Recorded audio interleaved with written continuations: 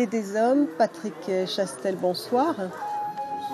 Alors c'est votre 25e livre que vous présentez.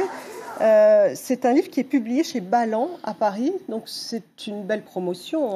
Oui, tout à fait. Je pense qu'on peut dire ça comme ça. Je me sens très honoré quelque part, parce qu'en effet, après avoir publié plus d'une vingtaine de livres chez des éditeurs locaux, là j'ai voulu tenter un petit peu ma chance avec mon dernier manuscrit sur Paris, sur des gros éditeurs parisiens. Et Balland, les éditions Balland ont tout de suite été emballées et m'ont répondu immédiatement en me disant on publie ce livre. Et c'est évidemment un énorme plaisir pour moi, c'est sûr. Un recueil de nouvelles donc, et je vous pose cette question. Ces nouvelles sont-elles des fictions ou sont-elles inspirées de faits réels? Alors justement, c'est un peu pour ça que c'était un peu le sous-titre du titre, justement, parce que j'ai voulu jouer un petit peu sur la frontière indécise parfois entre la fiction et la réalité, parce que je crois que c'est ça qui suscite souvent le rêve.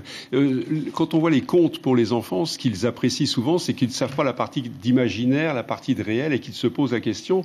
J'ai essayé un petit peu dans mes 13 nouvelles et les 6 chroniques historiques de ce livre de faire douter sur la réalité, la partie réelle. Alors il y a des histoires absolument vraies, d'autres qui sont inventées, d'autres qui sont un panachage.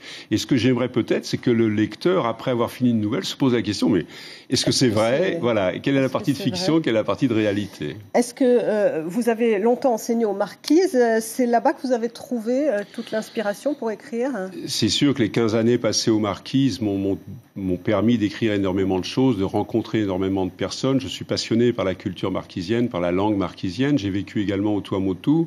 Et j'ai voulu justement, à travers ce livre, rendre un peu hommage aux îles et aux personnes que l'on peut rencontrer dans ces îles. Que ce soit aux Marquises, il y a 40 ans, le père Édouard, qui était un vieux missionnaire à l'ancienne, qui avait 50 ans de marquise avec une grande barbe blanche et qui était un homme fantastique, ou bien des gens de la rue avec qui j'ai eu des rencontres très fortes. Et j'ai voulu un petit peu rendre hommage à toutes ces personnes dans cet ouvrage. Aujourd'hui, vous avez d'autres projets d'écriture? Oui. Alors c'est sûr que cette ouverture chez Balland est fantastique pour moi, et j'espère aussi que ça va ouvrir un peu une brèche aussi pour de jeunes auteurs polynésiens qui pourraient peut-être. J'encourage un peu tout le monde à tenter et à persévérer pour envoyer des manuscrits, parce que la preuve, on peut arriver à toucher une grande maison. J'ai d'autres projets. La moitié de mes ouvrages sont des livres pour enfants, donc je continue à intervenir beaucoup dans les écoles, et j'ai encore deux livres pour enfants qui vont bientôt sortir, et puis j'ai un gros roman qui est sur le feu en ce moment, un gros travail. Eh bien, vous nous en direz plus au moment de sa sortie. Oui. Patrick Chastel, merci d'avoir été Merci beaucoup à vous ce soir.